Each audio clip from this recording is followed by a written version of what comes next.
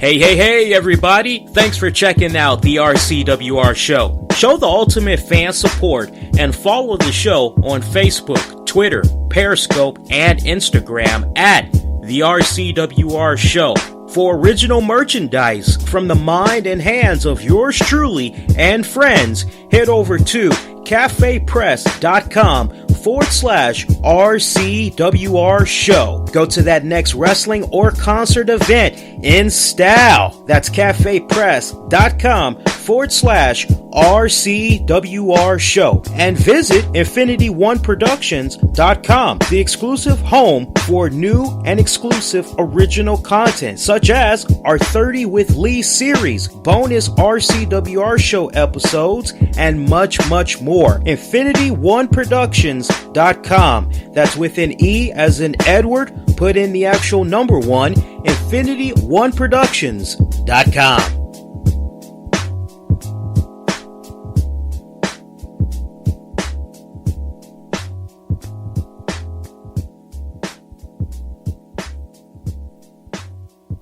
Do you like podcasts? Do you love podcasts? Have you ever wondered which podcasts are created in your local area? Then you should check out the Satchel Podcast Player, now available for both iPhone and Android. Satchel is the world's first podcast player that allows you to discover both locally sourced and locally focused podcasts right in your hometown, just like the RCWR show with Lee Sanders. Listen local and download the player right now at satchelplayer.com. That's SATCHELPLAYER.com. Satchelplayer.com. And while you're there, if you haven't done so already, make sure you subscribe to the RCWR show so you never miss out on the great episodes we do for you all each and every single week. Soulful, vibrant, a true throwback. That's how folks are describing the new album by Dave Rogers, titled Love Notions No. 9. If you love Charlie Wilson, the Delphonics' William Hurt, and Charles Bradley, you'll love Dave Rogers' Love Notions No. 9. Love Notions No. 9 contains a soulful blend of pop and R&B that will without a doubt capture the hearts and imagination of fans. Top singles include Catch Me,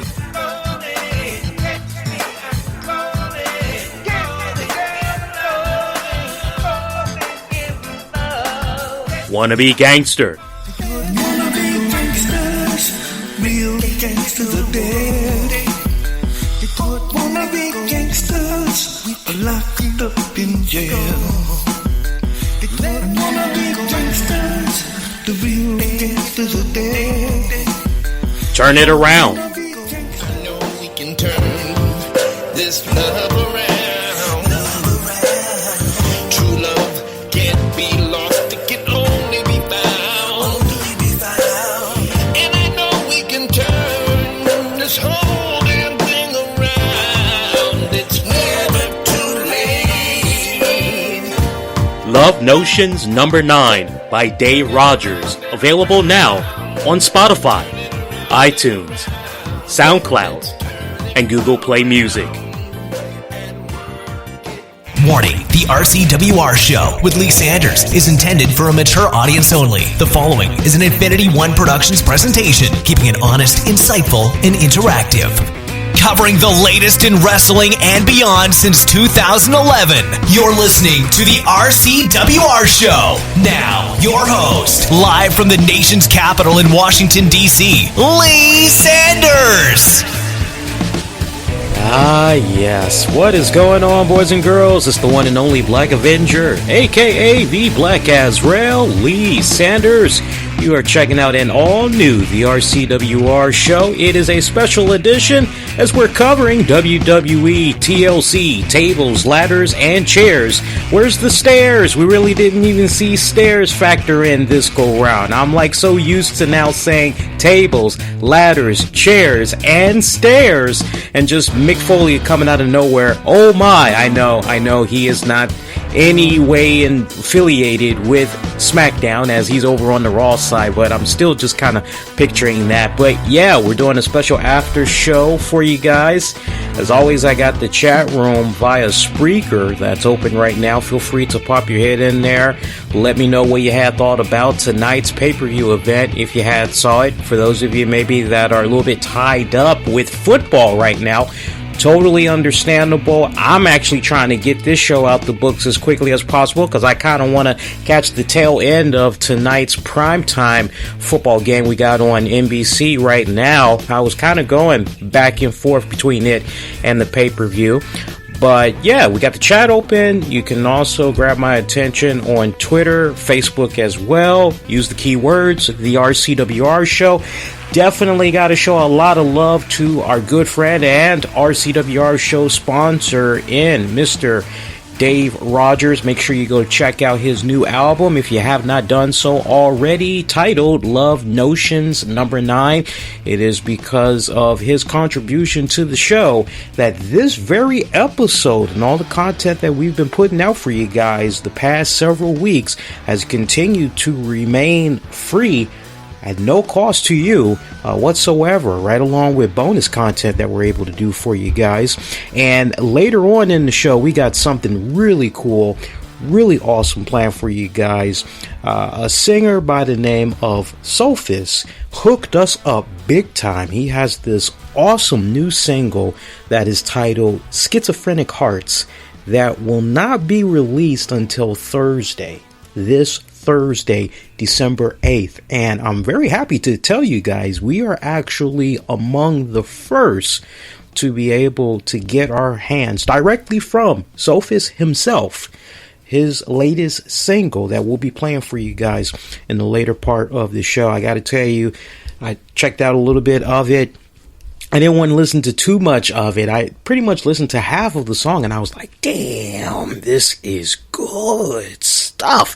So I can't wait to play that for you guys. We got his blessing to play it in its entirety on the show. So looking forward to playing that for you all. So what do we say about tonight's WWE TLC pay-per-view event? I think honestly, it was a pretty well-rounded pay-per-view. We had got about 6 matches. Don't even ask me about the pre-show because I did not even check out the pre-show. There just was not enough build-up for the pre-show. Normally, right before Sunday, hell, even the day before, you usually find out what's going to be happening with the pre-show. And, you know, we did not get the hookup. I remember I came on live via Facebook, and for those of you that maybe had missed it, that's actually something I'm doing from time to time. I'm just firing up the phone cam here and going on Facebook Live, offering my thoughts on predictions, all that good stuff. I figure it's a nice way to try to give it right directly to you all if you're connected with me on Facebook at all. And I offered match prediction picks. And I got to tell you, going into the pre-show, I just was kind of like, okay, so what's going on? What's the matches? What's going on? So I just dedicated that time to checking out even more football. But for those of you that may be a little bit curious what came about with the pre-show, we did get a pre-show match. Looks like it was a 10-man tag team match. We saw the Hype Bros, Mojo Rawley, Zack Ryder, American Alphas, Chad Gable, Jason Jordan, and Apollo Crews. There's a guy that we have not seen in a very good minute. Defeat the team of the Vault Villains, Aiden English and Simon Gotch, and the Ascension's Victor Connor with Kurt Hawkins. Again, we saw the team of Hype Bros, American Alpha, and Apollo Crews pick up the victory in that 10-man tag team matchup. Also, during the pre-show, the little bit that I am aware of, we saw radio personality Peter Rosenberg. I believe that is how you pronounce his name. I believe I am remembering his name right. It was amazing too, because when we were live on Facebook, there were a couple of people that was like, "No, it's Peter." And I didn't mean any disrespect of the guy whatsoever. I just personally, I don't really get around to listening to other people's shows. Like I support my people who I consider to be close friends, close colleagues, people that I respect. I have a lot of admiration for, but that inner circle is I can count it off the top of my fingers. I don't even go up to 5. But as I had said on the Facebook stream, there's only but so much I know about him. I've usually have read transcript highlights of interviews that he's conducted with the WWE stars over the years, and I would imagine for his respective fans, I didn't see, so I personally would not know, but I would imagine that for his fans, he did pretty good. I know there was a couple of wrestling forums that I was checking out, and I really didn't see too much buzz, too much hype with regards to him. And I don't know if maybe that's because depending on where they live, they aren't really that familiar with him. So I'm a little bit curious to see how things play out in the coming days. But I tell you what, it's good that we saw someone, and I just can't help but look at it from this standpoint, which is, I think it's kind of awesome that WWE is kind of throwing that olive branch a little bit to radio show personalities that always are making their rounds, interviewing WWE stars. The interviews go well. It's not a PR disaster in any type of way. But, you know, I just personally, on a personal tip, I'm a little bit amazed that Peter was given this opportunity and Sam Roberts. Now, somebody correct me if I'm wrong, because if I am, then so be it. I want to be corrected.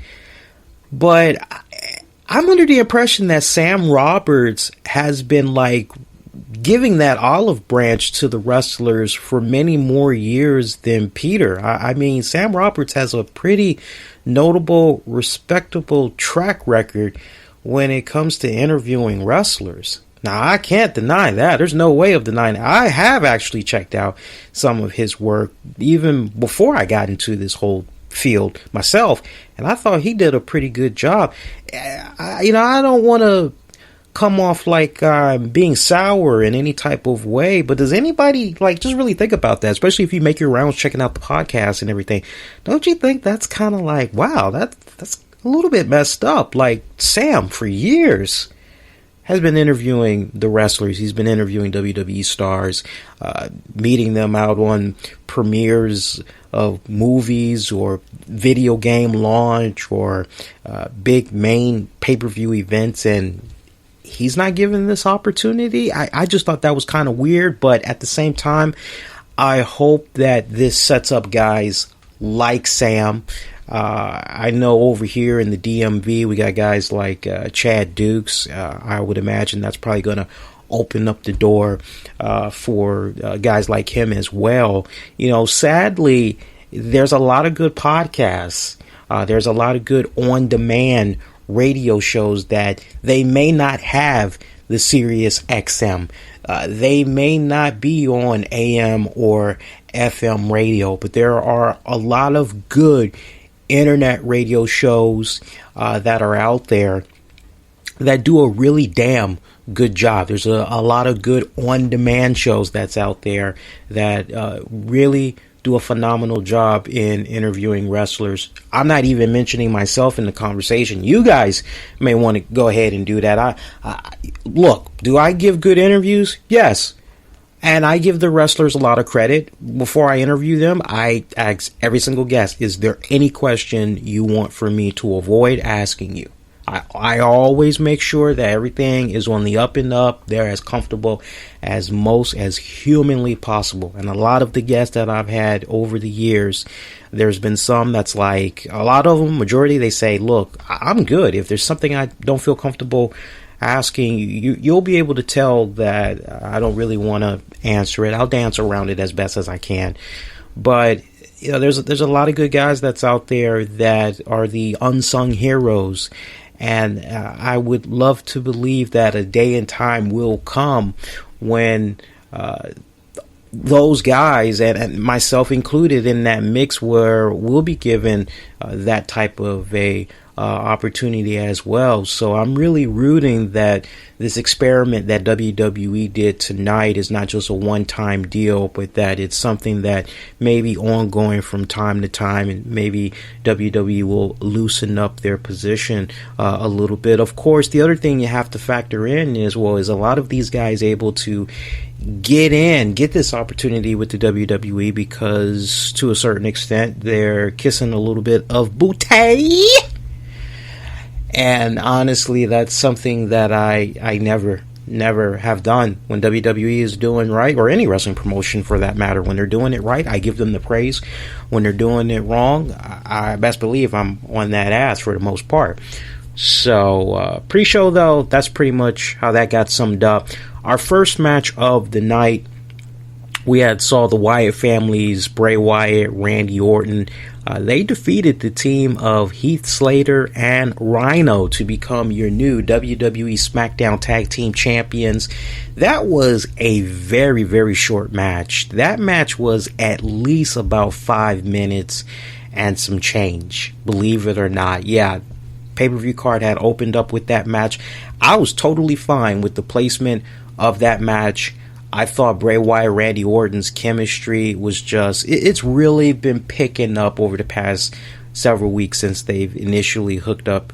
But I tell you what, watching those guys in the ring, I know JBL said his little line tonight that basically Randy Orton and Bray Wyatt combining forces, it's almost like Kane and Undertaker. I don't know if I would necessarily go that far, but I see what JBL was trying to say, and I can kind of agree to that to a certain extent. But for me, it's definitely a matchup like I didn't think that was even humanly possible. And it just overshadows to the point and almost makes you forget that at one point Daniel Bryan had a brief alliance with the Wyatt family. And I really wish, just kind of going back in my mind, I wish that the fans, they did invest into that story arc, don't get me wrong, but there just seemed as though there was a lot of life in that story arc, that WWE could have milked that for a couple of months. But I guess they figured, look, we got this great wave riding with Daniel Bryan. We're making some really good money off of his merchandise. I kind of get the impression, looking back on it, maybe the powers that be in the company got a little bit of cold feet. They really didn't want to fully embrace it, and they just felt that maybe it was better to just have Daniel Bryan break away from Bray Wyatt. But when I think about this alliance between Randy Orton and Bray Wyatt, you almost forget that at one point Daniel Bryan hooked up with Bray Wyatt. Not unless you're a Bray Wyatt, Daniel Bryan fanatic like that.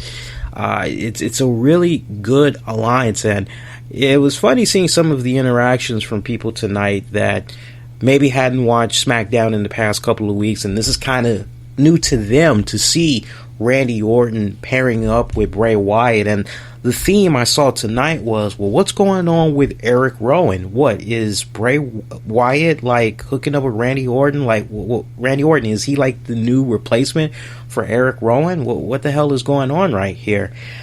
I do not believe, and see, this is where you guys kind of got to take a step back. Randy Orton is in a league of his own, respectfully.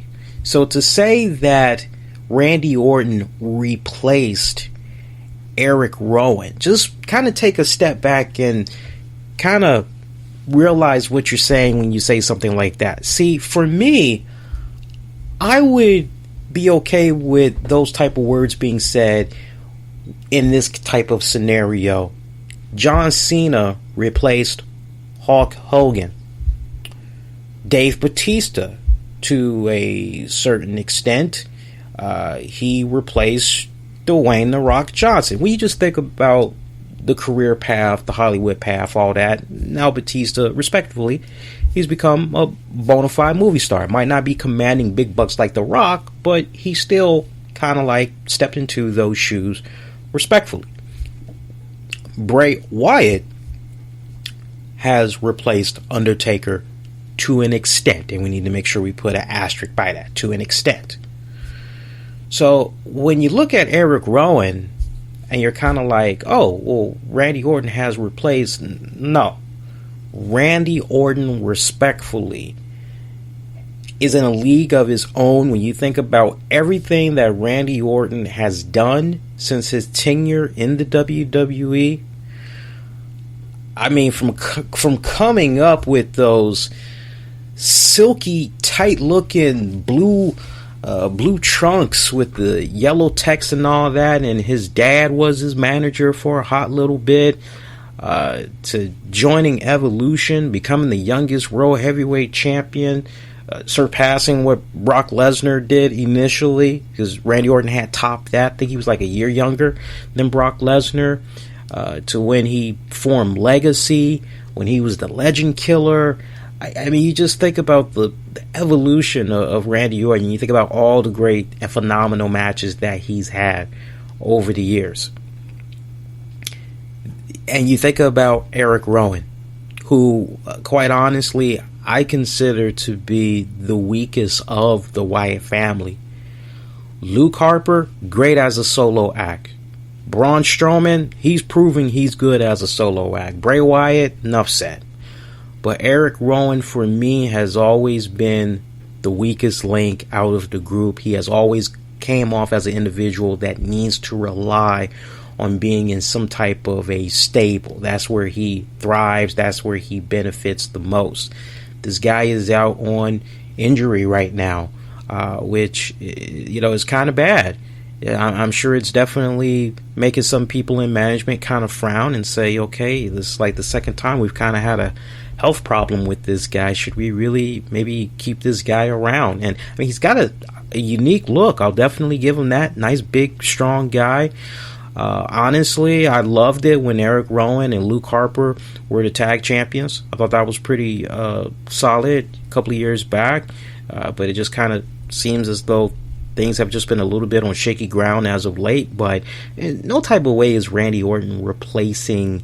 It's just a new ingredient in the recipe. That's how you look at it. That's the best analogy I can give. It's like you're making a big pot of chili. You're just adding certain ingredients to make the overall dish that much better. So Randy Orton being thrown into the equation, no, I do not see him replacing Eric Rowan, because respectfully, Eric Rowan, when you just look at the resume of the two, there is no replacing.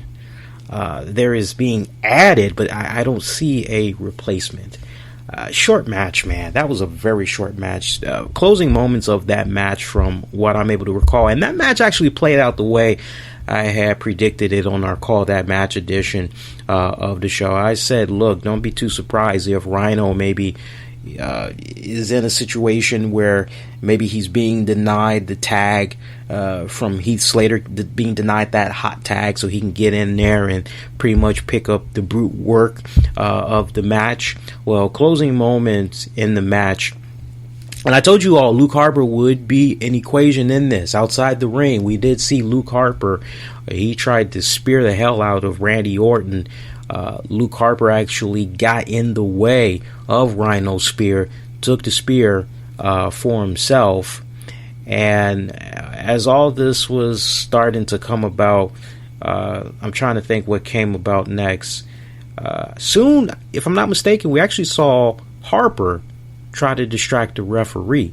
And this basically had allowed Wyatt to sweep Slater, who was the legal man at that point.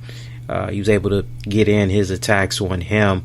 Harper would end up, as I mentioned, taking one for the team. Rhino getting the gore, or spear. I know, gore, Lee, damn it, gore. Yes, it's a gore.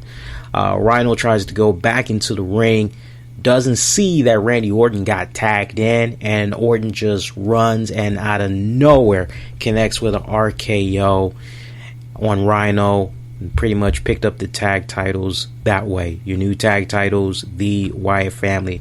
Like I said on our Call That Match edition via Facebook, Randy Orton, Bray Wyatt, this whole new thing that's going on with the Wyatt family, this new element of Orton being incorporated in it. It's got buzz right now. It's got people talking. It's got people turning their heads. They're like, what the hell is going on right here? And I think when you go back and you look at Survivor Series, that should have been your clue right there that WWE had big plans for them. If that really didn't solidify it, then you kind of at that point had to take a step back and really kind of pay attention to what's been happening with Heath Slater and Rhino as of the past several weeks. And I know there's probably going to be a lot of Heath Slater, a lot of Rhino fans that may be upset that these guys had dropped the titles, but if you really just kind of take a step back and you really think about things, clarity will come to your mind. You'll honestly say to yourself, you know what, these guys, they were pretty hot. There was a lot of buzz going on, but WWE had a really good running gag that was going on with Heath Slater begging for the one more match. I don't know if maybe WWE should have continued to milk that for all it was worth, or if maybe the timing was right, if it had reached its proper conclusion. But pretty much once the fans got their fix and they finally saw Heath Slater not only win the tag team tournament but becomes the tag team champion and he gets the SmackDown contract, the story arc is then over. Realistically, I believe in my heart of hearts, I'd like to believe that most fans kind of said, okay, great, the honeymoon is over, so who are these guys now going to be holding these tag belts for and relinquish them to when the timing is right? I was always under the impression that maybe the Usos were going to come in there, and I think it's been kind of odd that we haven't really been seeing the Usos the past couple of weeks, but hey, it is what it is. But I think it's kind of interesting that this path, just out of nowhere, Bray Wyatt, Randy Orton. And interesting little fun fact, and this was probably a dead giveaway for a lot of people, WWE had put out this interesting stat that basically Randy Orton, the last time that he had held the WWE tag titles was almost 10 years ago. Believe it or not, almost 10 years ago. So when you hear that, you're kind of like, damn, that's a pretty long time. What the hell? And little fun trivia for you guys. Can you think about who exactly was the person that Randy Orton held those tag team titles with? If my memory serves correctly, I think I would have to go as far back to the, I want to say maybe Evolution days. I'm tempted to say maybe it was Randy Orton with... I want to say maybe it was Randy Orton with Batista, because it was either Randy Orton and Batista had tag belts, or it was Batista and Ric Flair with tag belts. I'm kind of leaning more towards Batista and Randy Orton had the tag belts. And survey says, I'm actually looking it up right now while I'm talking to you guys. No, I got that totally wrong. Apparently the one time that he held the tag team titles, it was with Edge. I don't know about you guys. I'm drawing a blank on that one. I would actually have to go check out the WWE network and see exactly how the hell that came about. But that was apparently the one time that he had held the tag belts. So that should be fun, going down memory lane, seeing what came about, how Edge and Randy Orton got together. Don't spoil it for me, guys, in the chat. Keep it to yourself. I'll check it out, off air. So yeah, good matchup, great opener for the match. My only complaint, I wish that match would have lasted a bit longer. I mean, seriously, man. And let's see what else we had for tonight's card. Oh, by the way, TLC, it came to us tonight from the American Airlines Center in Dallas, Texas. How about them Cowboys? I gotta say that. I got to say that. Love the Cowboys. it's so funny. Like I get asked all the time, Lee, who's your football team? And I don't have allegiance to one football team. There are several football teams that I follow every single year. It's the same teams that I follow. I follow the Dallas Cowboys. I follow the New York Giants. I follow Green Bay. I follow the Patriots. I tolerate following the Redskins mainly because the missus likes checking out the Redskins. So, but I've just experienced so much heartache. It's like, whatever. But I'll check them out. I like checking out the Colts, but ever since Peyton left, it's kind of rare that they show Andrew Luck and his Colts on primetime TV. So it's kind of like, really started getting into the Raiders. Really been enjoying what I've been seeing of the Raiders as of late. But yeah, I'm like, I don't have allegiance to one particular team, but I tell you, and Tammy will tell you this, I am like a kid at Christmas whenever I see the Dallas Cowboys play. I mean, the role that these guys are on right now, to be 11-1, that is just freaking insane. Freaking insane. Been a good long time since Cowboys have been in that position. So, yeah. We had WWE TLC come to us from good old Dallas, Texas. Next matchup we had saw Nikki Bella defeat Carmella. It was a no disqualification match. This was another match that really made you be a little bit concerned when you saw how the length of this match ended up becoming, because this match was definitely under 10 minutes from what I recall. And this was another one of those matches where you're like, hey, what the hell? These girls were like really starting to find their groove here. What the hell is going on?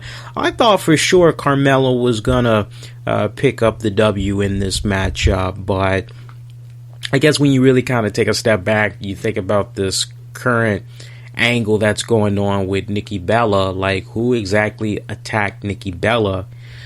What exactly happened with that? Yeah, I guess you kind of had to have Nikki Bella continue to look a little bit strong. But that's not the idea I had proposed on our Call That Match. The idea I initially proposed was actually really planting the seeds during the pre-show and basically having one of the women backstage go up to Nikki and say, hey, there's rumblings that somebody knows who attacked you at Survivor Series, and maybe Nikki could be a little bit consumed by that. Maybe her head could be taken out of the game as a result of hearing that, basically hearing, hey, it wasn't Carmella. It's like, well, who was it?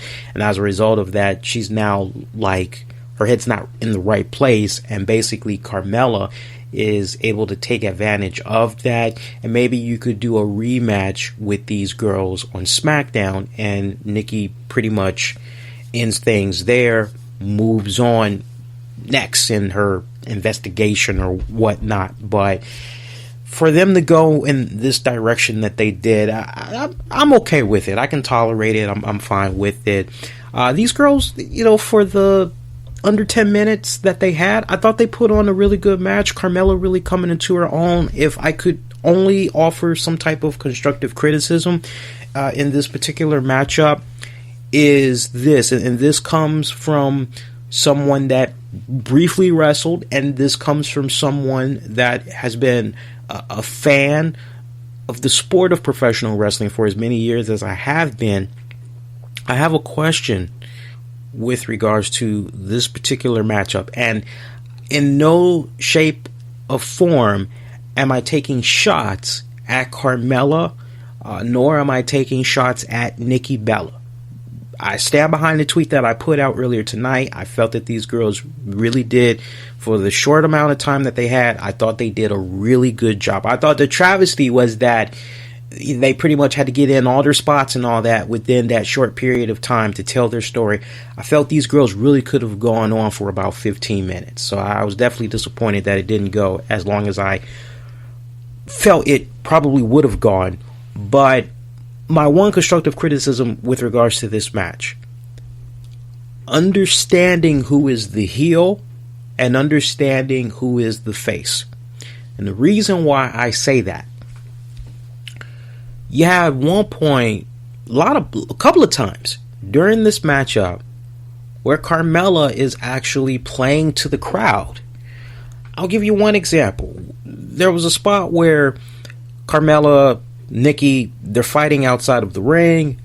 Carmella's getting the upper hand. And Carmella decides she's going to go under the ring. She's going to try to see what kind of weapon she can find. And she finds a kendo stick.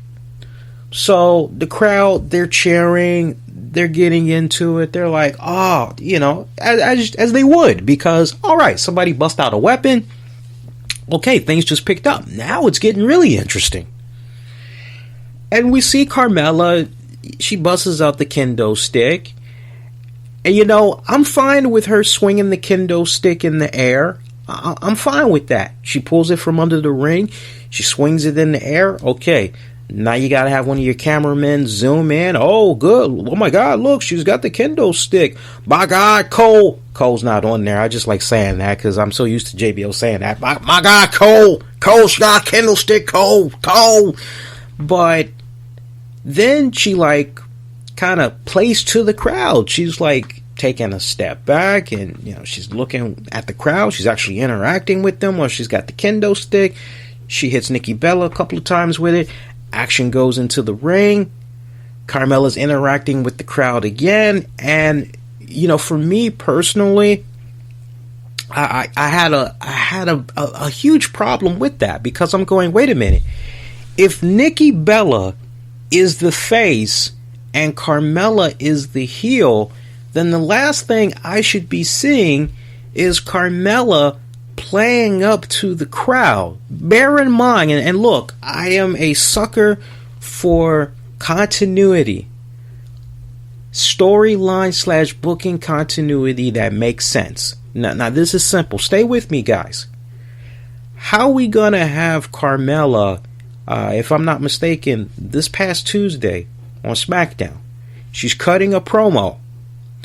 And the crowd, they were pretty savvy. They're like, hey, we recognize you. We know who you are. You that girl that used to hook up with Enzo and Big Cass down in NXT. How you doing? And they chatting to her, how you doing? And you could just see her brain just working. And just boom, right there on the spot. She says, I'll be doing a lot better once I get the hell out of this town. And the crowd just started booing the hell out of her. And she was able to continue on with her promo, which was a pretty good promo. Okay, so you've already put the fans in their place. You're not playing to them. Okay, that's fine. Now we go into this match tonight, and here you are pandering to the crowd a few times. I had a big problem with that. I think what honestly should have happened was when that kendo stick was first put out there, we should have maybe seen Carmella take that kendo stick and, you know, maybe say something along the lines of, you know, you guys want this, don't you? You guys want this, don't you? You know, work them up. Too bad you're not going to get it. And she could have went and did something else. Maybe she could have looked for another weapon or whatever like that. But then, like, ultimately, Nikki Bella is the one that gets that kendo stick. That elusive kendo stick. And Nikki Bella should have been the one that should have been playing to the crowd, swinging that kendo stick in the air, you know, getting that pandering going on, getting that connection going with the crowd. It should have been her that should have been in that position. So, very odd, too, because, like, normally when it comes to the SmackDown matches, whether it's on SmackDown or SmackDown is doing their own pay-per-views, you know, usually I'm able to kick back and I go, damn, SmackDown did pretty damn good. You know, very rare do I have complaints about SmackDown or the matches on SmackDown. And I didn't overanalyze this. Just for those of you that were like, I didn't think about it that way, Lee. Just go back, watch that match again if you get the opportunity. Or for those of you that did not see the pay-per-view tonight, just kind of have what I said in the back of your mind. And when you see all that play out, you're going to kind of be like, yeah, I kind of see what you're talking about, Lee. Nice spot that Nikki Bella did with the fire extinguisher. Here's another problem that I had with this particular match. Nikki Bella is just blowing the hell out of, and I don't mean that literally. Come on now, get your mind out the gutter. But we see Nikki Bella, she has the fire extinguisher, and, you know, she's turning on the valve, and she's just spraying Carmella with it. And I'm just kind of going, okay, so Carmella has enough common sense to move around the ring. She's rolling around and all this other stuff, but she doesn't have the common sense to get out of the ring. Like, the force of that fire extinguisher is that, you know, I can understand it, like, if you blow it in somebody's face, they're then blinded. But clear as day, you can see Carmella, eyeballs open, and she's just running around the ring. That just did not go over that well with me as well. But despite those two little hiccups, they still had a pretty decent matchup overall. Towards the end of the match, we saw Carmella dump Nikki onto the floor. And as I mentioned, Nikki had hit her with the fire extinguisher, spraying her all over the place. She emptied it out, pretty much scooped up Carmella for a rack attack 2.0, kind of like her homage to her boyfriend John Cena. Connects, gets the pin clean right there in the middle of the ring. Afterwards, we see Nikki, she's making her way to the exit when Carmella yells, she has a microphone at this point in her hand.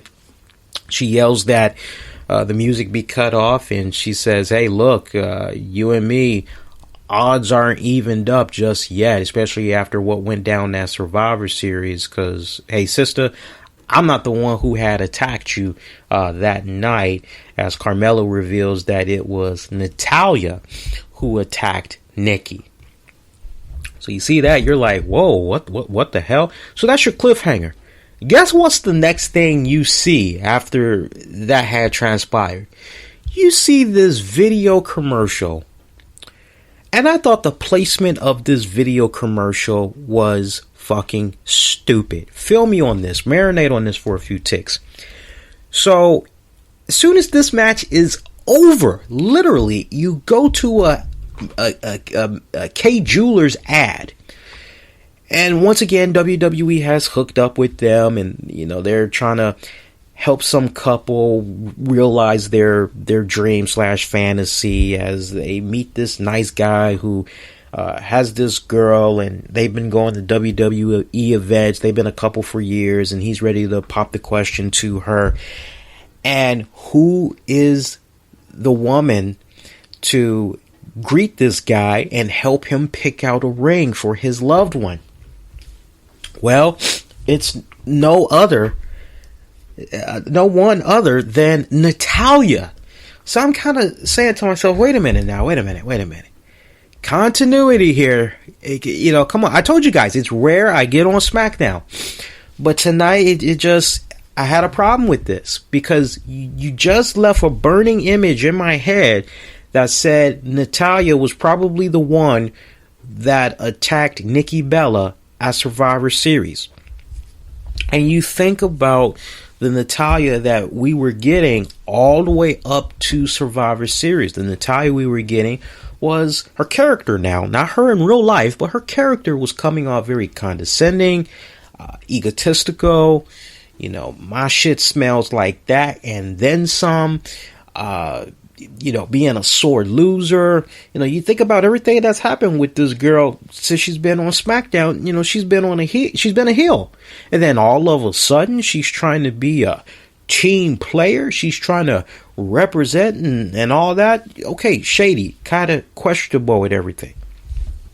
So you're left with the impression, maybe Natty did do it, and then it kind of negates itself when you see this commercial of sweet little innocent Natalya who's just trying to be a nice WWE superstar and help this nice guy pick out a ring so he can propose to his woman.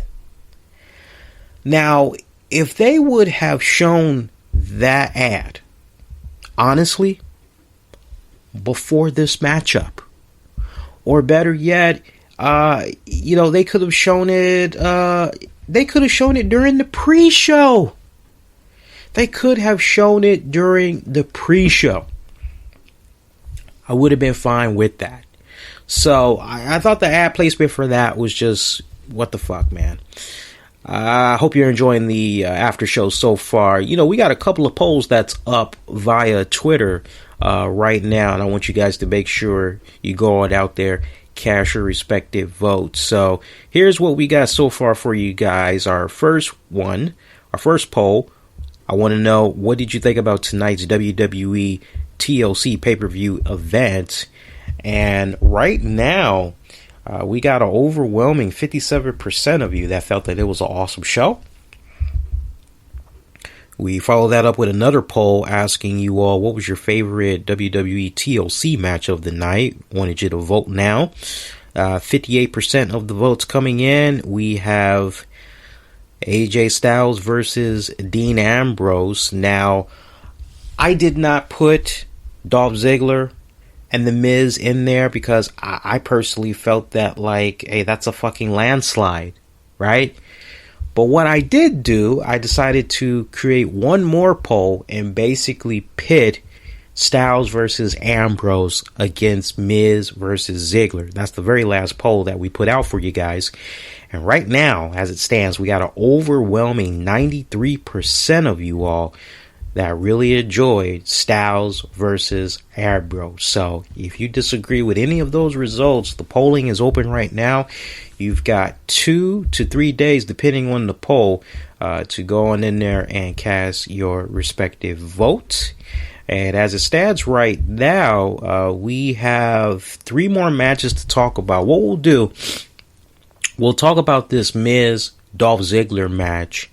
And then after that, we'll take a quick pause because we got to make sure we show love to singer Sophis. He hooked us up, man. He is hooking us up with a really cool, awesome new single titled Schizophrenic Hearts.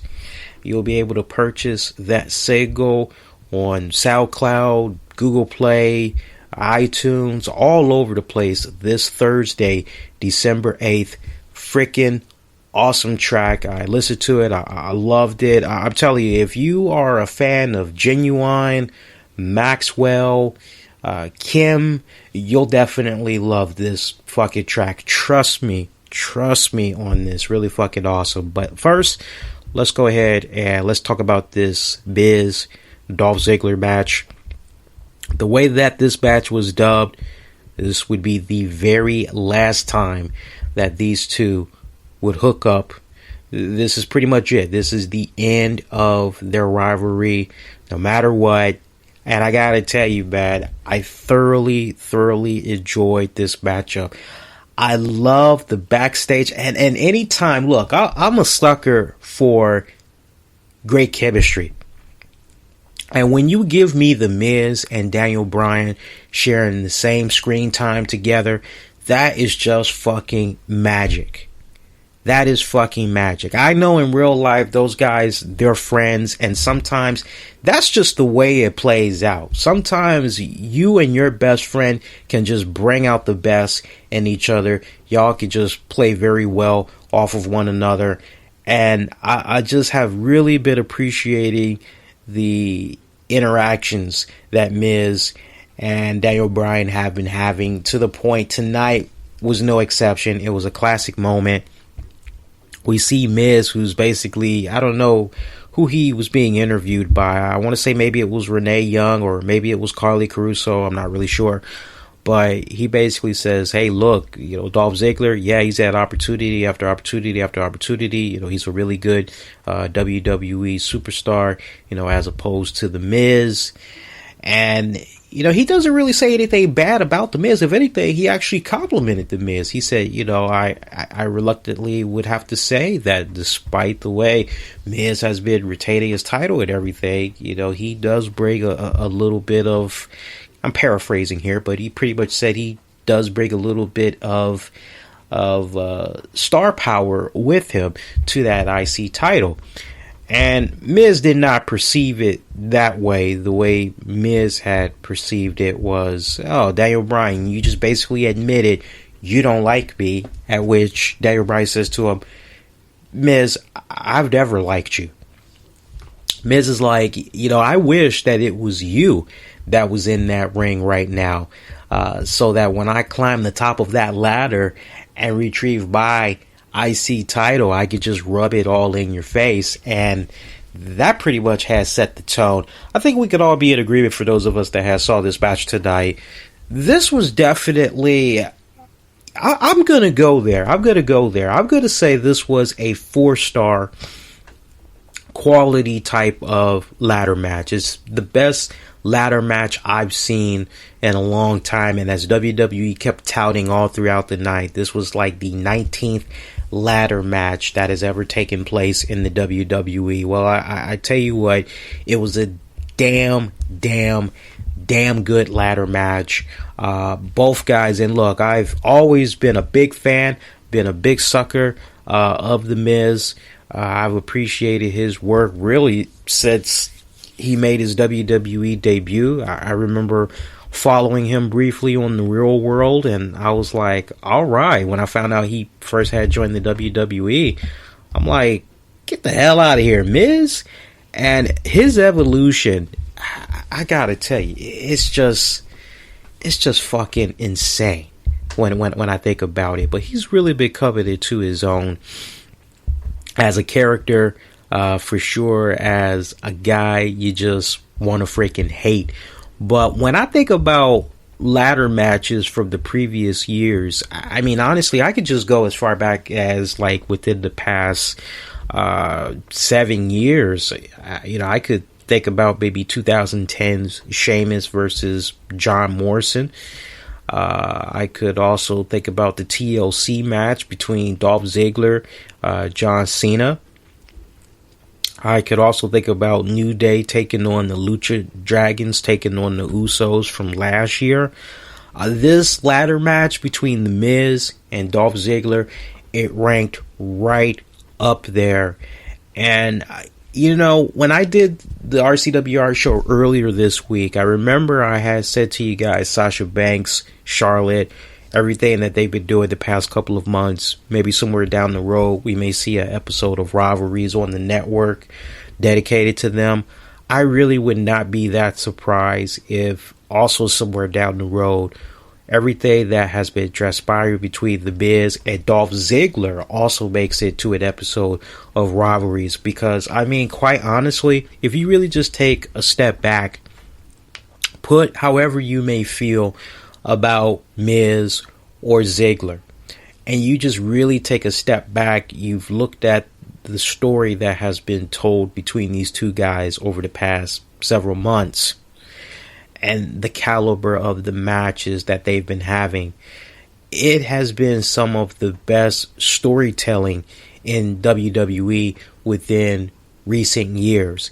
It kind of has that, it's almost a nice throwback to how really good storytelling / booking used to be many years back in the WWE.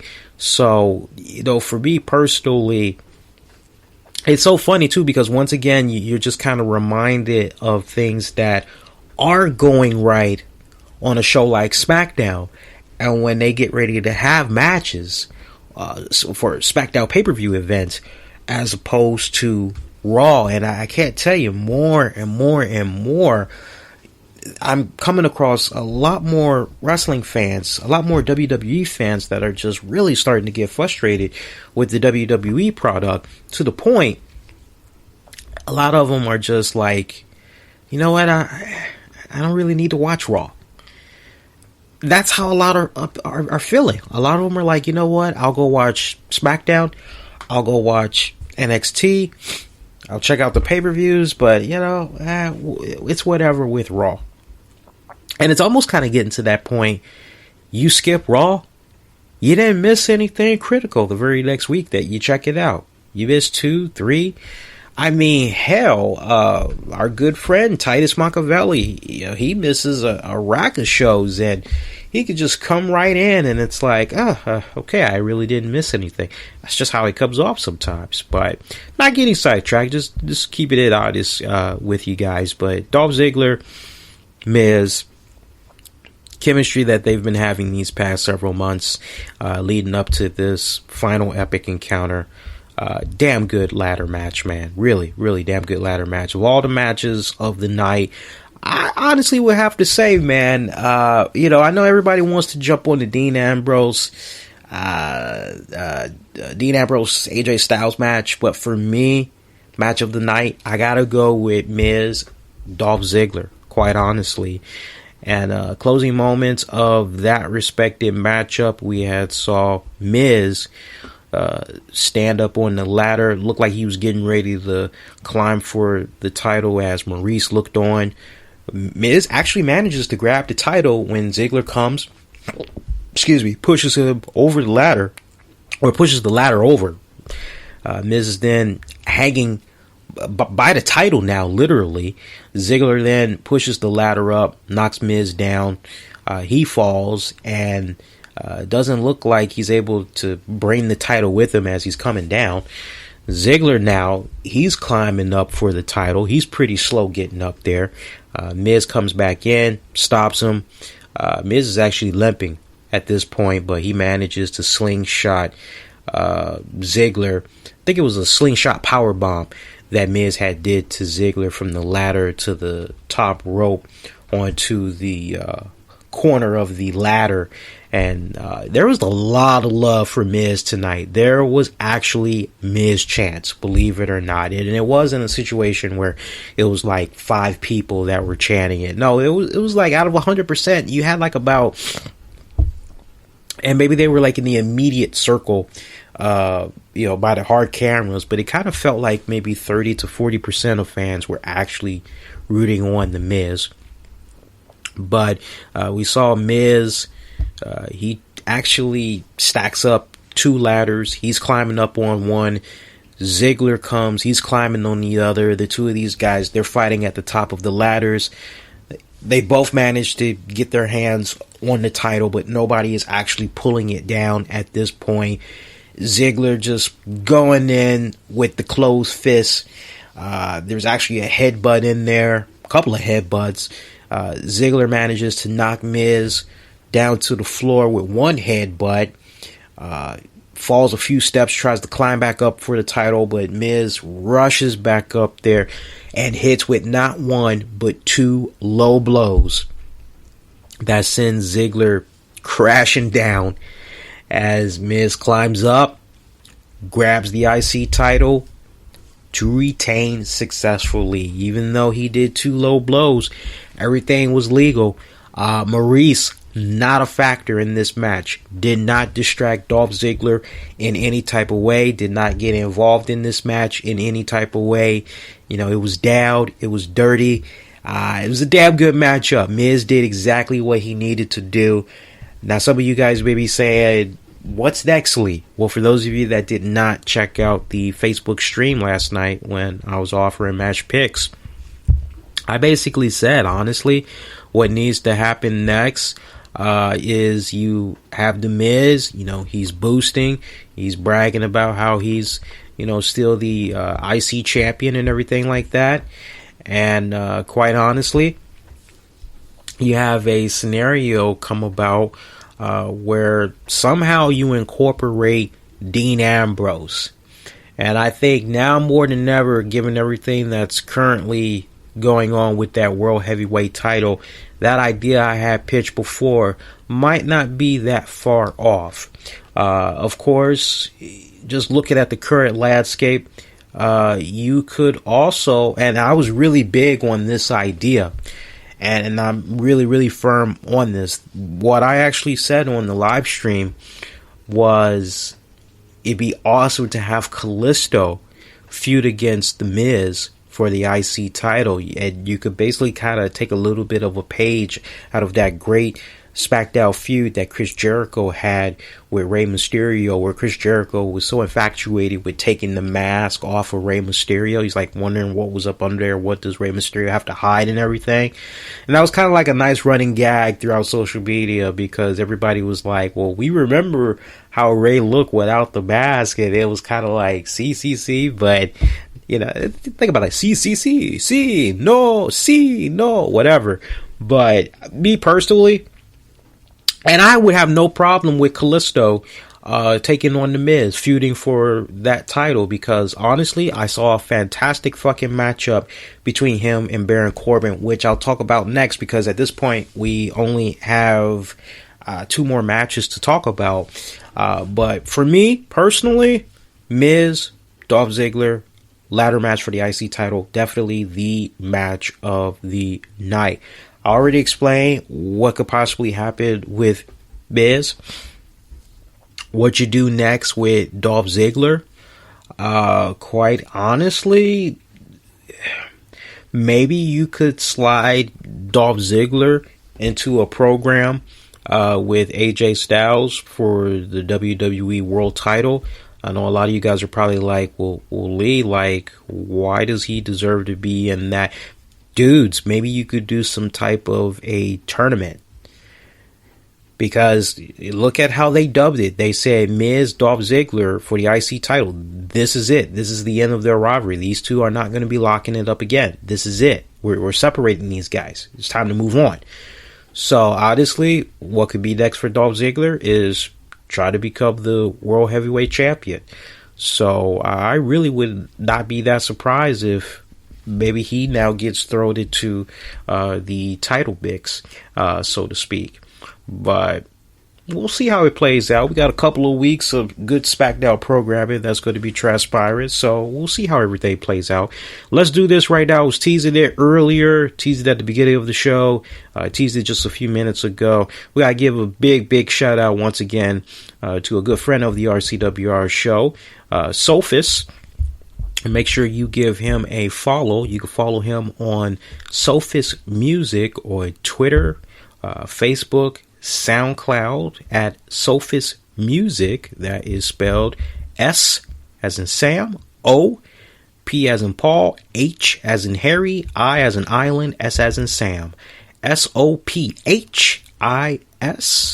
Music. Sophis Music. You can follow him on there, and you'll always get great updates, alerts, more whenever he's getting ready to drop some more music, or he's getting ready to maybe check out the film more, because he's performed at a lot of venues. Let me tell you, he gets around, especially in the Bay Area. But we got this great new track from him. It is called Schizophrenic Hearts. I'll load this up for you guys. You just kick back, enjoy this. Really damn good track from Sophis.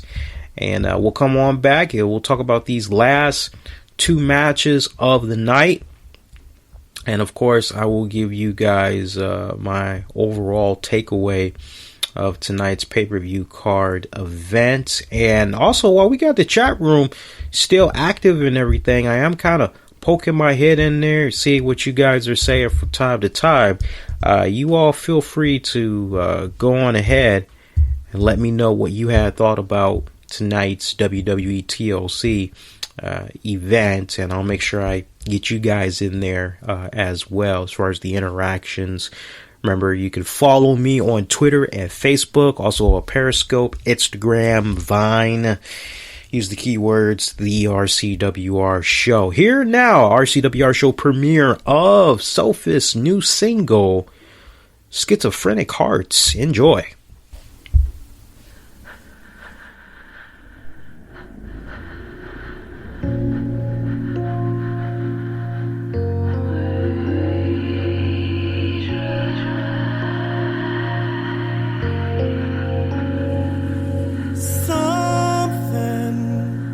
Fell off the shelf inside you, a gentle thump, it's broken,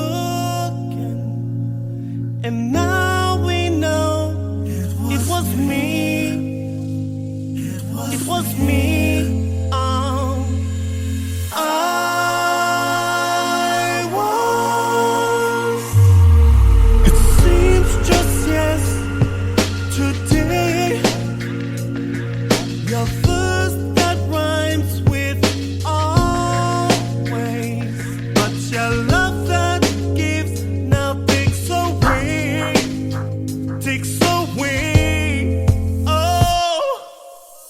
Schizophrenic hearts.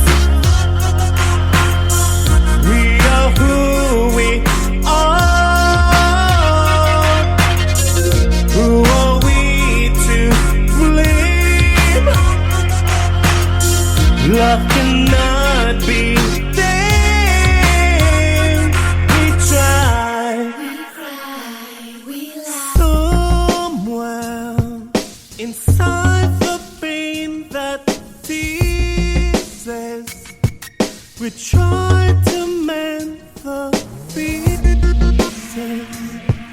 And now I know it can't be, not for me, no.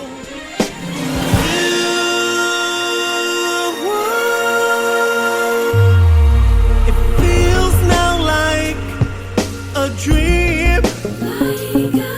The reason I would daydream, 'cause your love that gives just takes away. Oh, schizophrenic hearts. We are who we are. Who are we to blame? Love cannot be tamed. We tried. Last week you said you loved me. Today is love is all you seek. Well, that's the news. I know the rules, and soon I'll love somebody else. Somebody else. Schizophrenic hearts. Somebody else. We are who we are. We cry. Who are we to blame? We lie. Love cannot be tamed.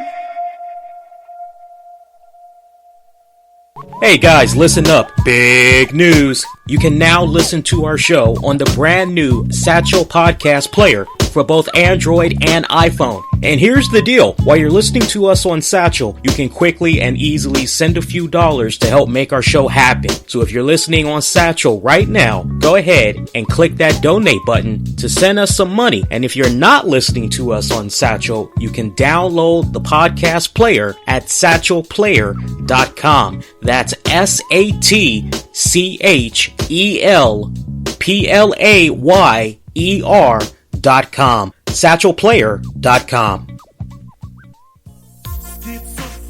Haitian-born singer, songwriter Sophis is back with his latest single, Schizophrenic Hearts. Schizophrenic Hearts is the third and latest series release from the solo singer-songwriter. Recorded and produced in Oakland by producer Tel Ariel, Schizophrenic Hearts is a grooving electro-soul pop earworm track that comes as a follow-up to Love or Deja Vu. Schizophrenic Hearts is an upbeat tune that skillfully combines R&B and pop with great influences of Caribbean undertones. Schizophrenic Hearts is scheduled to be released on Thursday, December 8th, and that single will be available on great platforms such as iTunes, Amazon, Google Play, SoundCloud, Spotify, and more. Sophis began performing in the Bay Area as far back as 2005. As a songwriter, the inspiration for his music pulls from various influences: Caribbean and Latin grooves, French pop, Haitian soul, funk, R&B, electropop, and more. Fans in the Bay Area have enjoyed Sophis performances at venues that include The Independent, The Fillmore, Brick and Mortar, to name a few. Be sure to check out Schizophrenic Hearts, the new single by Sophis, available on Thursday, December 8th on great platforms such as iTunes, Amazon, Google Play, SoundCloud, and Spotify. And be sure to follow Sophis all throughout social media for the latest updates and more. Facebook, Twitter, and SoundCloud at Sophis Music.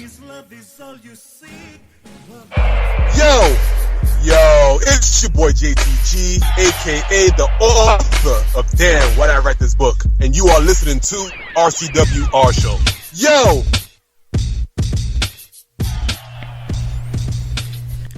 Alright, we are back. Alright, once again, we gotta give it up to Sophis. Love that track. If you enjoyed that track, Schizophrenic Hearts, make sure you represent check it out. Give them those follows all throughout social media. If you missed all that information, just make sure you check out the episode description. We've got the hookup for you guys with the links, all that good stuff. All right, we got 2 more matches to talk about. Let's go ahead. Let's jump right into it. Yeah, so we had our women's match. It was a tables match for the WWE SmackDown Women's Championship between Alexa Bliss taking on Becky Lynch. We got us a new WWE SmackDown Women's Champion in the lovely pint-sized 25-year-old sassy former what is she? Former gymnastics, cheerleader, softball, tracking, kickboxing, bodybuilder. Yes, she was a bodybuilder, and she competed in the Arnold Classic, mind you. Alexa Bliss, your new SmackDown Women's Champion. Love this girl. Love this girl tremendously. I first fell in love with this girl when I saw her down in NXT. And I was like, damn. I'm like, who's that little pint-sized little... I'm like, wow, is that Trish Stratus 2.0? And I was just like, wow. And I just instantly became a fan of her. I was loving her swagger. I was loving her in-ring work. Pretty wet behind the ears, but it was a situation where I felt, you know what? This girl really comes off as someone who, when she gets that thought in her mind of trying to accomplish something, she sees it through. Even if she fails at it, she can walk away from it knowing that she went in 100%. She went into that bad boy over 100%. And she went through every single thing humanly possible to see that dream, that task all the way out before she moves on. And I just really felt as though homegirl, if she continued the path that she was on, big things would be happening for her in her respected career. And I tell you, anybody that did not see her incredible journey through NXT, you missed a lot. I would say she really started to come into her own when she started hooking up, honestly, with Blake and Murphy. I was actually a fan of her work before, but it just kind of seemed like once she got with Blake and Murphy, that's when she really just started to, really blossom, so to speak, to the point that she was actually kind of helping Blake and Murphy get over. I mean, I felt that she was a really good distraction / band-aid over Blake and Murphy, because those guys, bland as hell, decent in the ring, but no charisma, nothing going for them whatsoever as far as that connection with the WWE fan base, as opposed to the Revival. When you just think about where those two respected tag teams were just not too long ago, and now you see what's going on. It's like you hardly see Blake and Murphy in the company there anymore. I don't know if that's a sign of things to come. Creative has nothing for you. You got me, guys. But when she got with Blake and Murphy, that's when she really kind of started to come into her own, I would say. She really started finding her niche, finding her personality and everything, connecting with the audience and everything. And on this very show, I said to you guys way back then, I said, this girl really reminds me of Trish Stratus. She's kind of following in the same footsteps. She's kind of doing the whole Trish Stratus, hooking up with Prince Albert and the late Tess Andrew Martin. I'm like, I see nothing but big things happening for this girl. And to see her evolution, to go from, didn't she used to come out in some type of sparkly fairy dust outfit or something like that when she was in NXT? I'm pretty sure I got my girls right. So to basically see her come from that to where she is now on the SmackDown roster. And, just to like follow up on what I said, off and on the past several weeks, I said it most recently as this past Tuesday's RCWR show.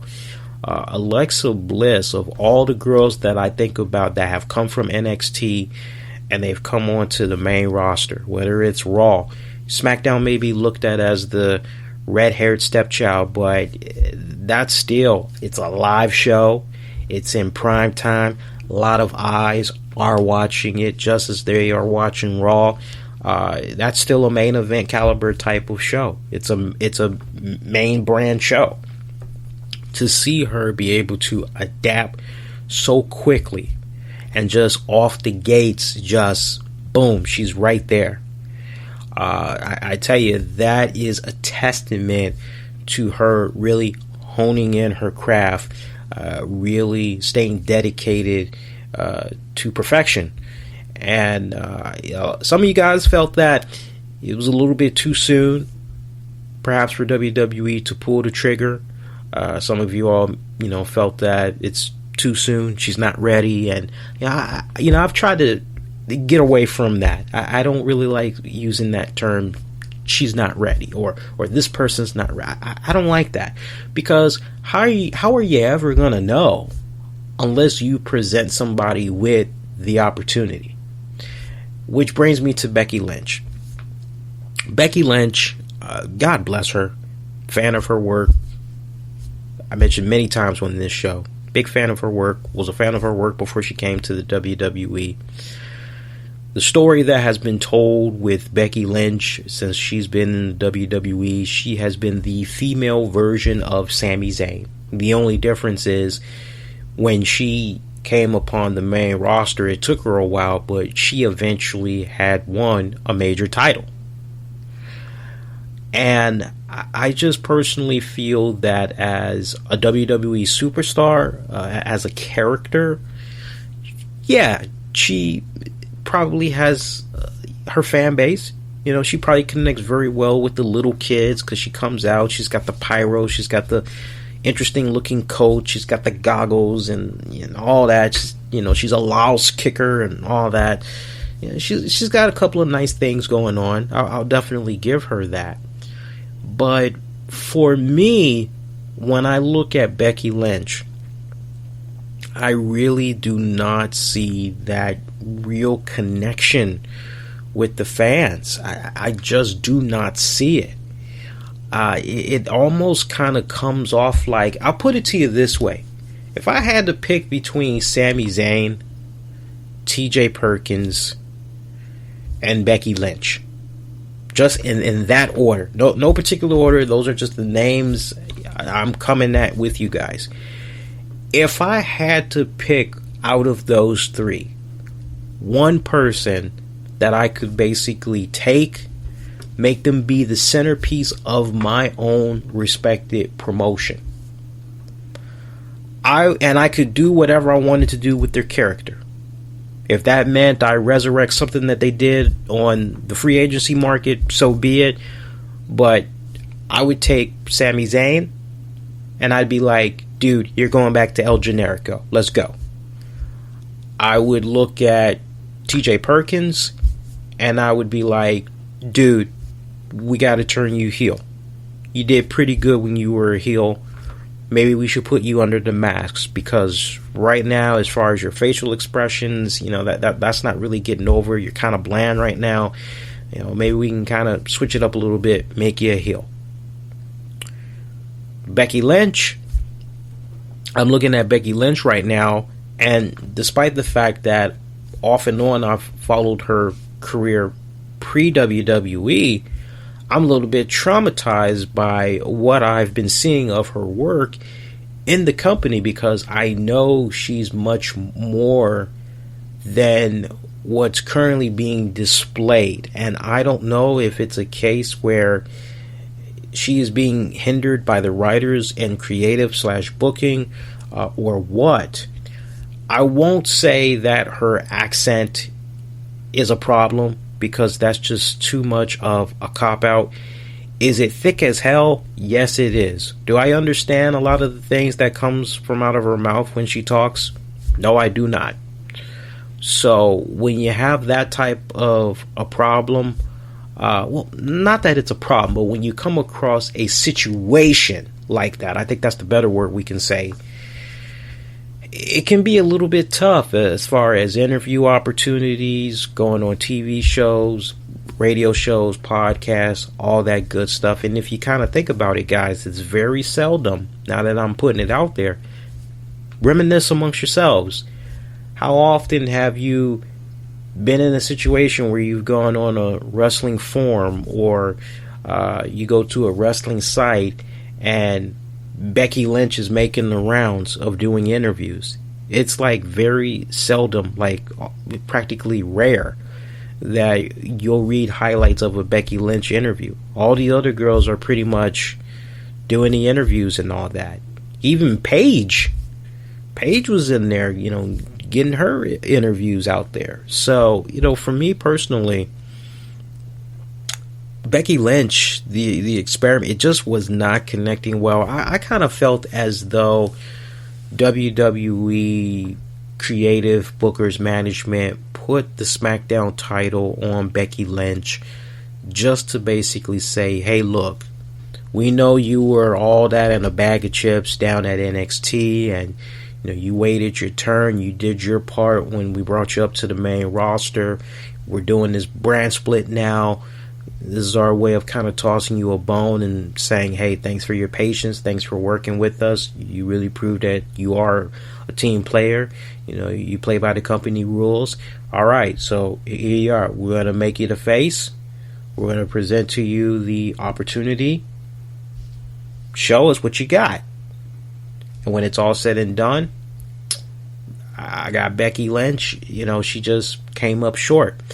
This incarnation of Becky Lynch, it's almost kind of similar to Dean Ambrose.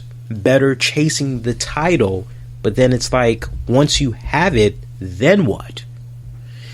And it just really seems as though ever since Becky Lynch won the title, she has just really been struggling.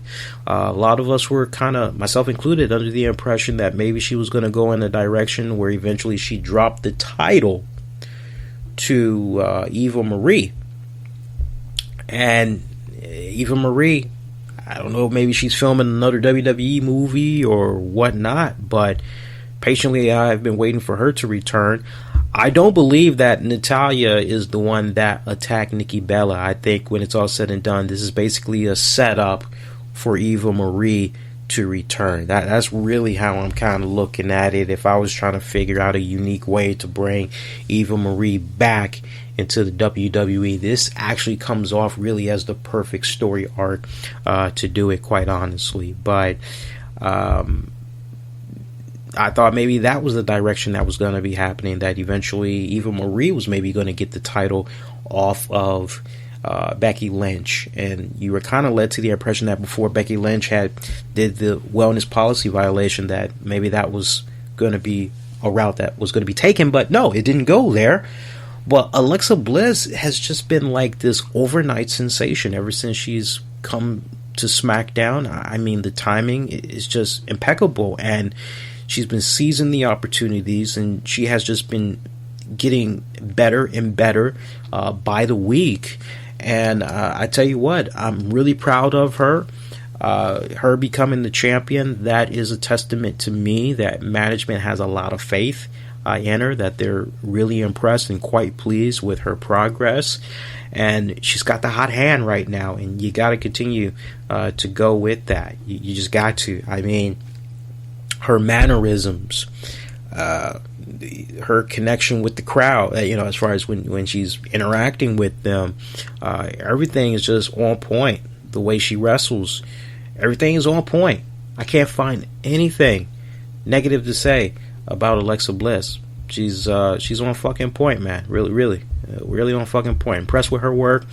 Final moments of that match, and again, that was a tables match for the SmackDown women's title. Final moments, we saw a lot of back and forth. We saw Becky try to put Bliss into a fireman's carry to put her through the table, but Bliss manages to push the table over. Bliss then drops Becky onto the underside of the table with a good strong DDT. That was a pretty ass DDT too. Becky then uses the table legs for leverage, tries to apply the disarm her. Hold gets broken. Becky then tried to go in with a pump handle slam.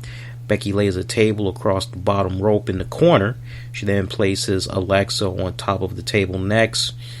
She goes to the top, but Bliss fights her, brings her to the mat hard. Becky counters an attempt and sends Bliss face first into the table. That was placed on the bottom rope. And final moments, they just traded shots on the apron. Bliss gets knocked down to the floor. She eventually takes advantage. Somehow is able to powerbomb Becky through the table that was set up earlier before their match started and everything, or during their match. Nice convenient little table just propped up right there beside the ring. Wins the title that way. And we saw Becky Lynch. She was being interviewed like immediately after the conclusion of this match. She said she wasn't happy that she was being interviewed right then and there on the spot, and that she wasn't upset at the person interviewing her, but that she's just upset with herself and doesn't feel good right now, and walked away. So tough pill for her to swallow, but that was what it was. We skipped the match because I was looking so forward to talking about that one, but you know what, I like this other match too. We had a chairs match between Kalisto, Baron Corbin, or Boring Corbin as a lot of you guys like to refer to him as. Whether we like it or not, I don't know if it's Vince McMahon or what, but somebody sees big things in the future of Baron Corbin, because the very last line that was said was by JBL saying that Baron Corbin is one day going to be a world champion. So that just kind of solidifies that somebody has big plans for this young man. And I just felt that the wrong person won this match. Kalisto, I was going with my mind, but I should have went with my heart, because I actually picked Kalisto to win this match, considering Baron Corbin just manhandling him past couple of weeks. Kalisto coming back trying to get in his shots. I thought for sure Kalisto was gonna just get the one up. I thought he was proving himself, quite honestly. It just seemed like ever since he was in that program with Ryback, Kalisto's kind of came off as though, man, I need to try to seize these opportunities when I get them, show the company that they can rely on a guy like me, they can invest in a guy like me. And I just kind of really felt that past several weeks, Kalisto was really stepping it up. And the match that he had against Baron Corbin tonight, I was for it. I became like even more of a bigger fan of Kalisto. Baron Corbin, I'll give him credit tonight for this matchup.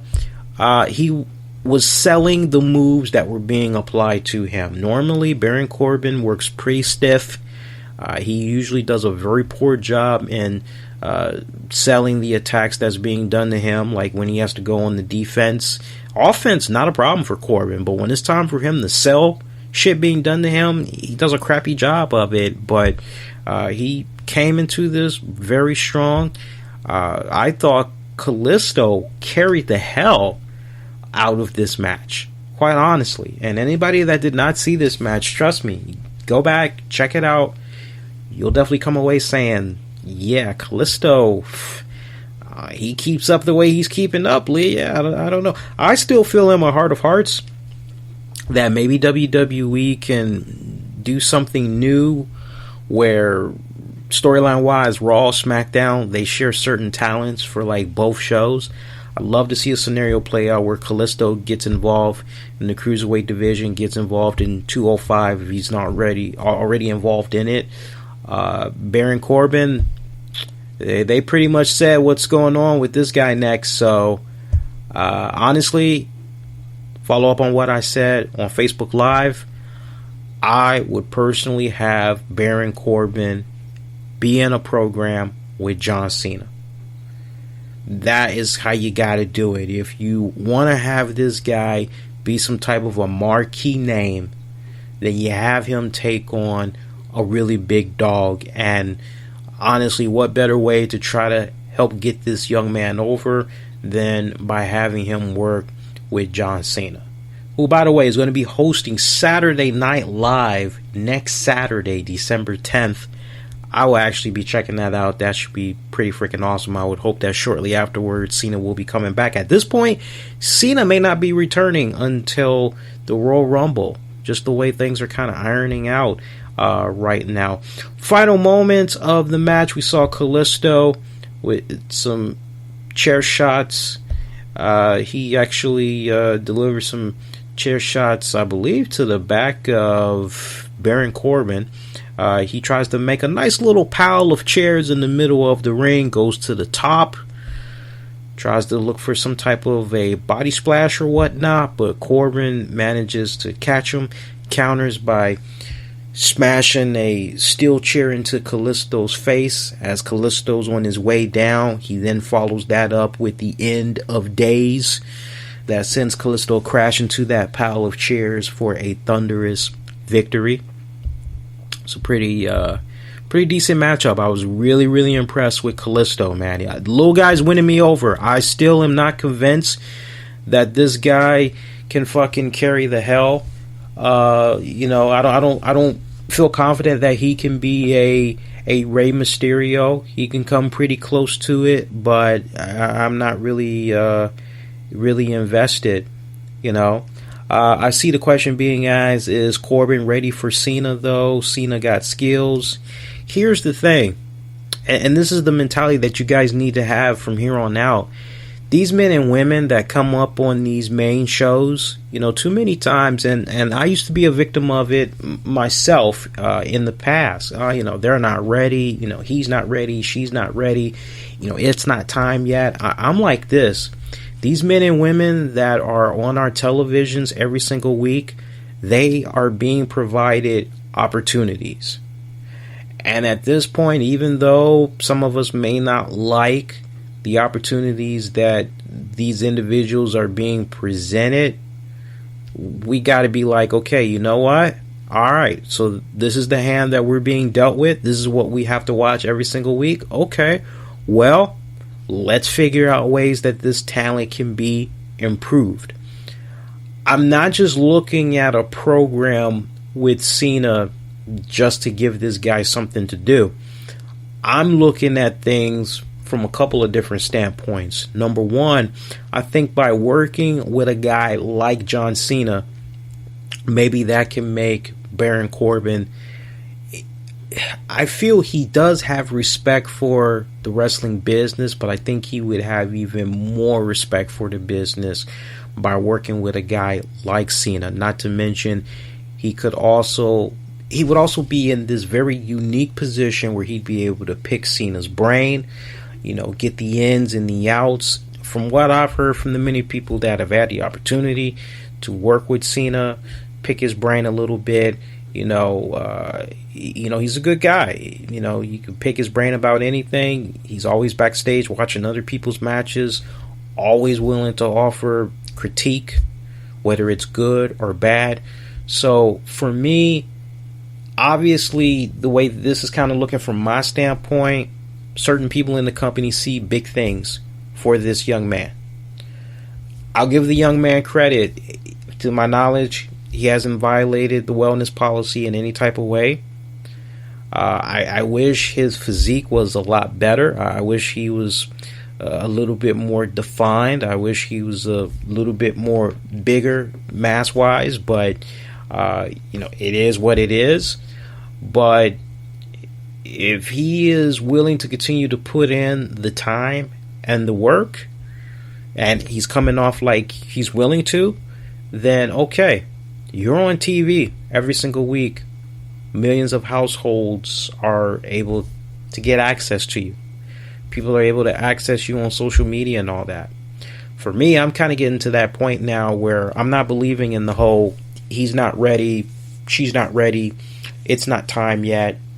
I'm going, okay, you're on my TV, let's see how we can get the best out of you. Because, see, you've got a performance center that is full of hungry men and women that want the opportunity to go on NXT. They want the opportunity to go to SmackDown. They want the opportunity to go to 205. They want the opportunity to go to Main Event. They want to be on Raw. All those shows. They want to be at the pay-per-views. And they're basically being told, "Oh, it's not time yet. You know, you gotta wait your turn." So they're already getting it when they're down there. Keep that in mind. So when they finally get these opportunities where they come up the main roster, guess what? Whether you, me, we feel as though, hey, this person ain't ready, you know what? They better get ready. They better get ready. So, you know, for me personally, a program with Cena would do a lot of things for Baron Corbin. For me, it would be his true test if he can be some type of a impact player down the road. I'm not really looking at it as far as, okay, work with Cena and yeah, you'll be a world champion for sure. No. He needs to have a true big test. And so far, since he's been up on the main roster, you know, it's pretty much been small fries. You know, it's been, you know, little small guys here, you know, maybe an Apollo Crews there and all that. You know, let's see how he does, you know, with some marquee names. You know, and one marquee name that jumps out at me right now, and that is Cena. If he can handle himself with a Cena, it's not even about the mic work, because mic work being eliminated, Corbin really doesn't say that much. He just needs to come out there and people are booing the hell out of him. That's enough right there. So I'm curious to see how that would play out, because I think that would be the real statement on his career longevity, or if WWE needs to move on to somebody else. And let me tell you something. If he falters working with a John Cena, he gonna be disappearing just like fucking Apollo Crews. You mark my words on that. One more match to talk about, and we're gonna end the show on that note. The WWE World Heavyweight title match. AJ Styles, Dean Ambrose. Damn good matchup. Not my match of the night. I know I probably should go that route, but I'm not going that route. I'm still going to stick with Dean Ambrose, Miz and Dolph Ziggler. That was pretty much my match of the night. Probably the X factor in this match that had a lot of people going, what the fuck? James Ellsworth, just exactly what type of a factor would he be in this match, if at all? I love the fact that AJ Styles, I don't know when the spot happened, but apparently he ripped himself a new hole in the back of his tights. You pretty much saw AJ Styles with a little piece of a butt cheek hanging out there for a majority of his matchup. It really wasn't too distracting, just whenever he was bending over and he was doing some stuff. The cameramen, they tried to do their best, but there was just a lot of instances where they had no choice but to go with that angle as AJ was trying to set up whatever. But interesting and controversial finish to AJ Styles, Dean Ambrose, as towards the end of the match, fans were really invested into this matchup as well. For me personally, I wasn't even really paying attention to the Dallas crowd tonight. I was, because for me personally, I care more about the matches. It could be an empty arena. I just care about how the matches are executed overall. And I will say, for the most part, the crowd kind of seemed like they were, they were into it. They definitely were into this main event match. I'll definitely give them that. But Ellsworth, he did get involved in this match. There was a critical moment where we saw AJ. He had just did a serious number on Dean Ambrose, and he was setting up the ladder, getting ready to climb on top of it, grab that WWE title, when James Ellsworth came out in a neck brace. Ellsworth was getting boos, he was getting heckles. AJ just stares him down and he's like, you know what, man, I owe you an ass beating. And he actually comes over there, starts beating down Ellsworth, actually tries to put him in the Styles Clash, but Ambrose manages to intervene, drops Styles with a DDT onto the steel steps. Ambrose then tries to run back into the ring, moves up the ladder, and he's literally at this point right up under the WWE title. As all of this is coming about, we see AJ Styles, he tries to climb up the ladder, and the two of them, they're fighting, they're going at it. Ambrose actually manages to knock AJ off of the ladder and out of the ring. Ambrose tries to reach for the title when then all of a sudden Ellsworth comes in, tips the ladder over. Ambrose falls off, crashing through a table that was set up on the outside of the ring. And at that point, the crowd, they're just in shock. They're going, what the hell? And a great moment right there, because you're like, but for me personally, you know, it didn't really surprise me, because if you remember on this very show, and I'm going to see if I can dig up the audio for this Tuesday, I said to you guys several weeks ago, I said, you know what? Makes a lot of sense to have James Ellsworth turn on AJ Styles. And a lot of you guys were like, Lee, that doesn't make any sense. That's just kind of silly, because James Ellsworth is fucking hot right now. He's selling merchandise. You know, people are talking about him. When I said it at the time, I was looking at things for a little bit down the road, because I didn't want to put it out there. I didn't want to spoil it for you guys, but I'll see if I can dig up the audio. But I remember kind of thinking back then as I was saying it, and that's the other thing. Like, sometimes when I say what I say, some people, that's a stupid idea. So usually I'll kind of like, I won't really put it out there on social media, because there's only but so many characters. You have to make your point and all that. But I just knew in my heart of hearts where this was going. And for me, it was like, okay, let me just take a step back. Maybe they're going to go in a different direction. Let's see. But I smelled this a mile away. It was not surprising to me whatsoever. I knew this was going to happen. The only question I had was, is this going to happen before or after the Royal Rumble? That was my only question. And it was answered tonight. So now you got the $1 million question. Why Ellsworth? Why?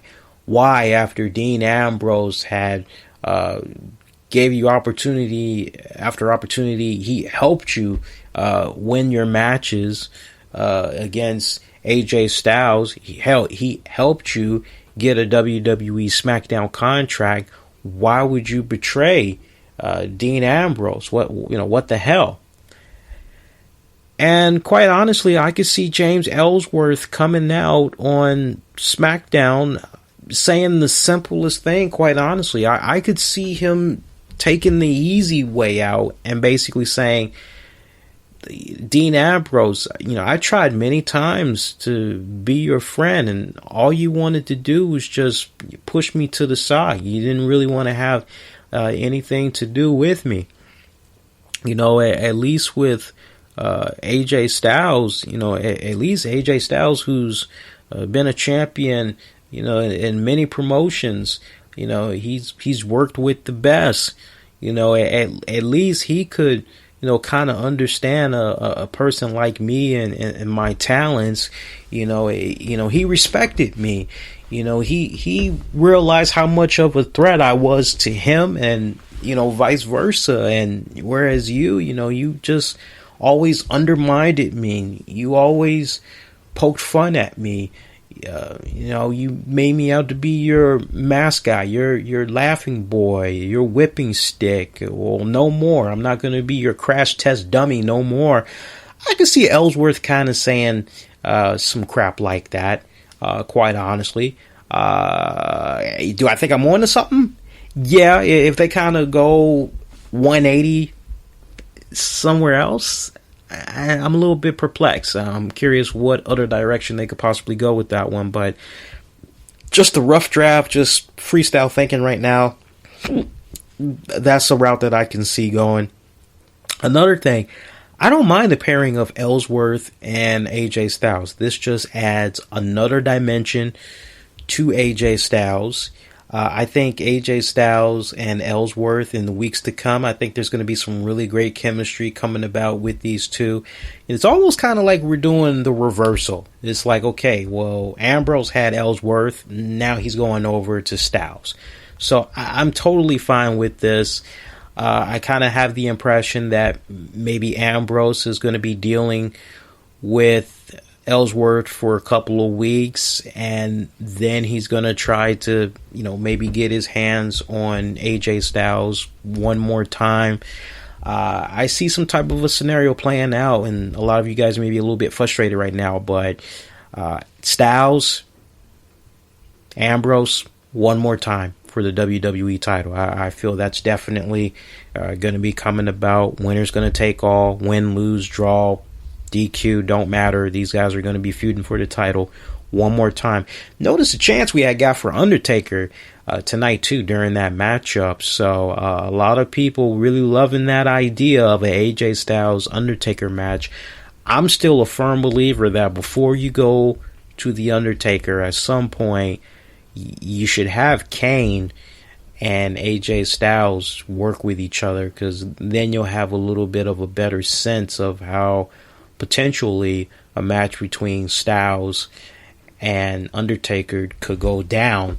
Of course, Undertaker a lot leaner, smaller than Kane, could definitely put on a better technical matchup and everything. But for those of you that's like, Kane, what the hell? You just gotta go check out the Facebook stream. That pretty much sums everything up why I brought up Kane. But really good, man. Really good. So, overall, I would have to say tonight's WWE TLC, it gets a pass. I'm giving it a pass. Pretty solid in my book. Look at the final tally that we got right now. Remember, you guys can still go in there, cast your vote on what you had thought about tonight's WWE TLC pay-per-view event. Right now, we are still holding strong at 56% of you all that felt that it was an awesome show. Feel free to cast your vote in on that one. And then as far as match of the night, so we broke this down in 2 parts. So right now, we got 61% of you that felt that Styles versus Ambrose, out of the 4 matches that we mentioned, 61% of you felt that Styles versus Ambrose was the match of the night. 23% of you went with Alexa Bliss taking on Becky Lynch. 6% of you went with Kalisto versus Corbin. There's a 10% where I wanted to know what was the other match. Tweet it to me. A couple of you all are saying Ziggler, Miz, hands down.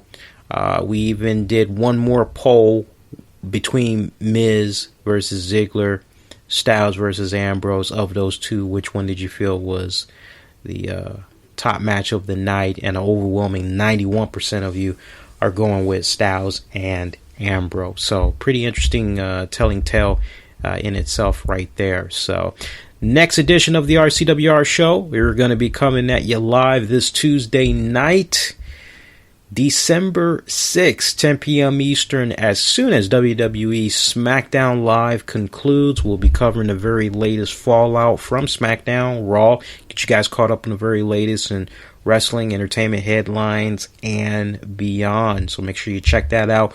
One more time, we got to give a big shout out to Dave Rogers. Make sure you check out his new album, Love Notions number 9, available on iTunes, Spotify, Google Play Music, all over the place. Go check it out. Give him a follow as well throughout social media. All the information you need is in this episode description. And we got to give a big shout out to singer-songwriter Sophis for hooking us up with that great track that we were able to premiere for you guys titled Schizophrenic Hearts. That track will be available for purchasing on Thursday, December 8th, and you can follow him throughout social media as well. Make sure you follow him on Twitter, Facebook, and SoundCloud at Sophis Music. We got all his information in the episode description as well. Remember, just because the talk of wrestling and beyond is over for right now, it continues on Facebook, Twitter, at the RCWR Show. I'm also on Instagram, Vine, Periscope. You enjoyed this episode, make sure you give it a like, and if you have not subscribed yet, do so. That's the beautiful thing, man. All you got to do is just hit that subscribe button, and you'll always get new episodes of the RCWR Show that comes directly to you for your favorite and respected listening device. That is going to do it until next go around. Wishing all y'all to be safe, be kind to one another. Everybody, do take care.